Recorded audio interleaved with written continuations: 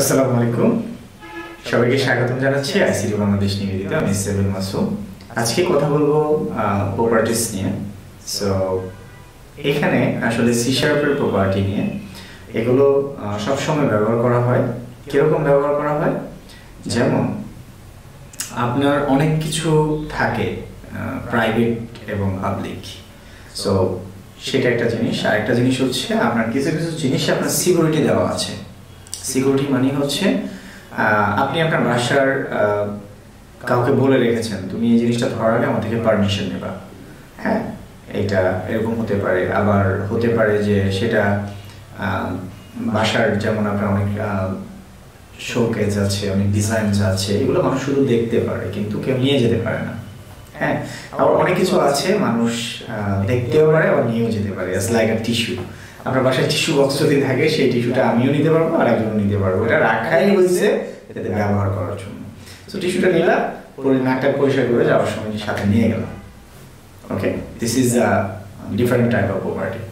So এই যে যেরকম একটা রিয়েল এক্সাম্পল দিলাম, যে আপনার বাসায় যদি টিভি থাকে, এটা মানুষ দেখতে পারবে কিন্তু এটা কখনো কি করতে পারবে না, নিয়ে যেতে পারবে না।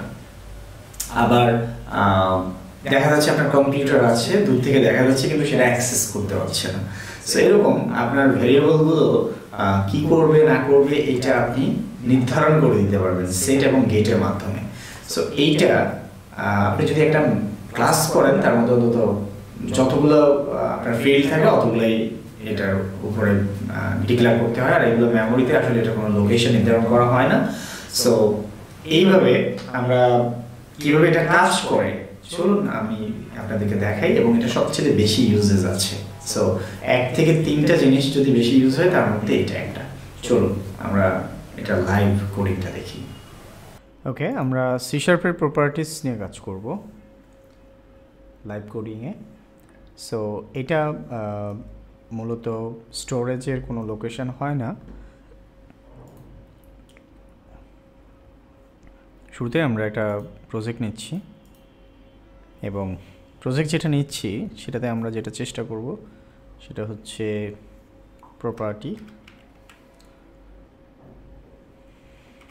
প্রপার্টি নিয়ে কাজ করছি। লাইভ কোডিংয়ের এবারের পর্বে এটার রিড অনলি হয় অথবা রাইট অনলি করা যায়, যে কোনো ধরনের হিসাবে এটাকে ব্যবহার করা যায়। সো ব্যবহারের জন্য আমাদেরকে যেটা করতে হবে সেটা হলো, আমরা যেভাবে এটাকে ব্যবহার করব শুরুতেই হচ্ছে আমরা আইসিটি বাংলাদেশ থেকে বলছি। আইসিটি বাংলাদেশ, আমি সেভেন মাসুম আছি আপনাদের সাথে। আমরা একটা ক্লাস নিচ্ছি, যেই ক্লাসটার নাম হচ্ছে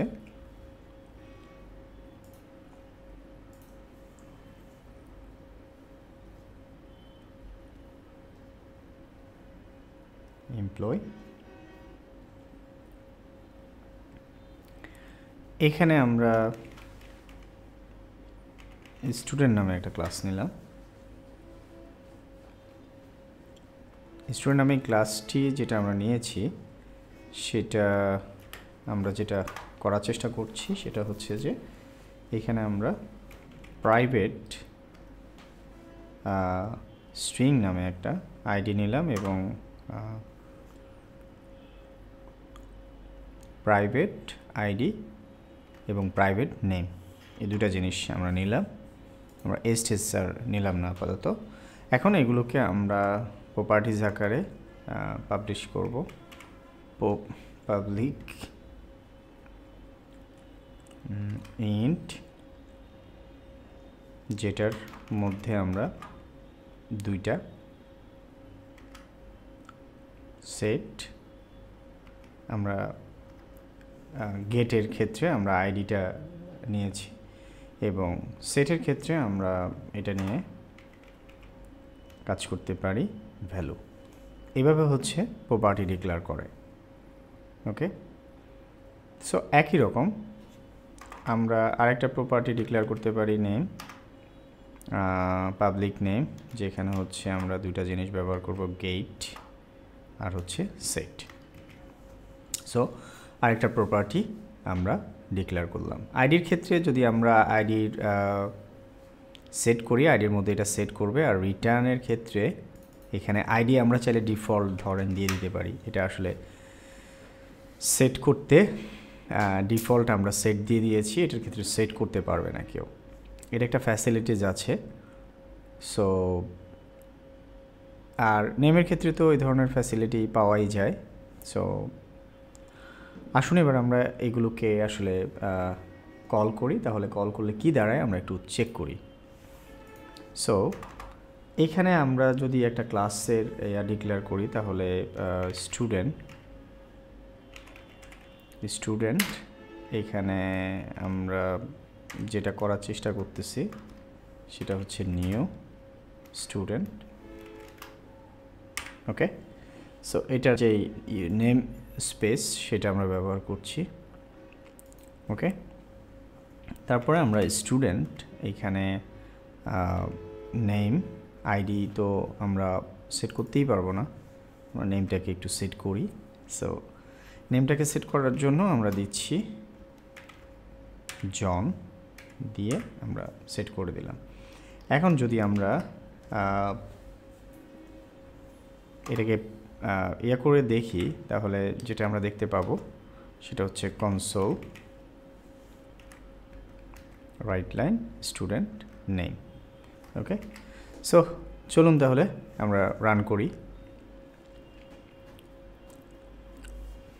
ও নাইস, আমরা এখানে নেম দেখতে পাচ্ছি জন। আমরা যদি জনের আইডিটা দেখতে চাই, চলুন দেখার চেষ্টা করি। Name is equal to plus, এইখানে আমরা যেটা দিতে পারি সেটা হচ্ছে ডাবল কোটেশনের মধ্যে আমরা আইডি দিয়ে স্পেস দিলাম, এটা ইজ ইকুয়াল টু দেই প্লাস এখানে স্টুডেন্টের যে আইডিটা আমরা ডিফল্ট দিয়েছি সেটা আমরা পাই কিনা সেটা দেখার চেষ্টা করব। ওকে, সো চলুন তাহলে এখানে আইডি 0 আসতেছে, আমরা কোনো আইডি সেট করিনি সেজন্য এখানে ডিফল্ট আমরা যে 100টা দিয়েছি সেটা আসলে কাজ করছে না। সো আমরা যেটা চেষ্টা করব সেটা হচ্ছে যে এখানে যদি এটাকে সেট করার চেষ্টা করি তাহলে কি দাঁড়ায় আমরা একটু দেখি। স্টুডেন্ট আইডি, ওকে, সেট করলে এটা কাজ করবে কি না আই এম নট শিওর, কারণ এখানে ভ্যালুটা সেট করা হয়নি, বাট এটা ডিফল্টটা নিচ্ছে না, এটা আমরা যেটা সেট করেছি অর্থাৎ ভেরিয়েবলটা ডিক্লেয়ার করার পরে যে ভ্যালুটা দিয়েছি সেটাই সে নিচ্ছে, 100 নিচ্ছে। অর্থাৎ এখন সে এইটা কাজ করতেছে, বাট যখন আমরা এটা দিচ্ছি না তখন সে এটা নিয়ে কিন্তু কাজ করছে না। ওকে, আমরা আবার একটু চালু করি। আমরা এখানে দেখতে পাচ্ছি 0, যখন আমরা এটার ভ্যালু সেট করছি তখন এটা কাজ করতেছে। তো আমরা এখানে দেওয়ার পরেও কিন্তু সে এটাকে কি করেনি, সেট করেনি। সো আমরা এখানে যদি ভ্যালু দেই তখন সে 1000ই যা দিব তাই দেখাবে। ওকে, সো এটা একটা বেনিফিটস আমাদের জন্য। আর হলো 1000ই দেখাচ্ছে। এখন যদি আমরা এইটার আইডিটা বন্ধ করে দিই একদম, সেটা করতে পারবো। সেটা করার জন্য বেশি কিছু করার দরকার নেই। এইখানে রিটার্ন ইকুয়াল টু আমরা যদি ডিফল্ট কিছু একটা দিয়ে দিই সেটাও করবে, কিন্তু এখন আর সেট করা যাচ্ছে না। অর্থাৎ একটা ডেটাকে আপনি সেট করতে পারবে কিনা বা গেট করতে পারবে কিনা সেই সিদ্ধান্তটা আপনার আগে থেকে আপনি দিয়ে রাখতে পারবেন। সো প্রপার্টি এভাবে মূলত কাজ করে।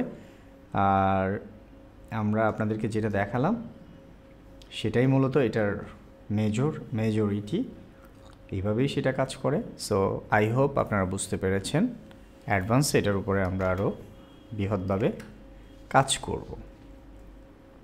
ওকে, সো এই পর্যন্তই আমাদের প্রপার্টিস। সো এতক্ষণ ধরে আমি আপনাদেরকে শুধু দেখালাম কিভাবে প্রপার্টিজ সি শার্পের প্রপার্টিগুলো ব্যবহার করা হয়। আজকে আমি আসলে আর দেখাবো না, ক্লোজ করে নিচ্ছি নিজেকে, পরবর্তী ভিডিওর জন্য রেডি হয়ে নেন। আজকে এই পর্যন্তই।